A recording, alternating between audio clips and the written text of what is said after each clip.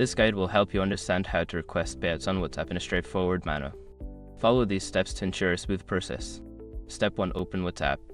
Launch the WhatsApp application on your mobile device. Ensure you are logged into your account and have a stable internet connection.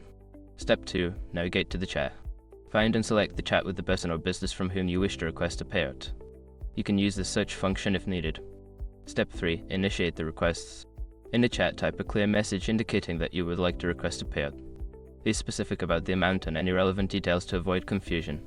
Step 4. Use the payment feature. Before filing a refund or dispute, use the s.com link in the description to open the refund dispute deadline calculator and confirm your deadline. Step 5. Confirm the transaction. Review the details of your payout request and confirm the transaction. Make sure to check for any confirmation messages or notifications to ensure the request has been successfully sent. Once you've completed these steps, you should be able to successfully request payouts on WhatsApp. If you encounter any issues, consider reaching out to WhatsApp support for assistance.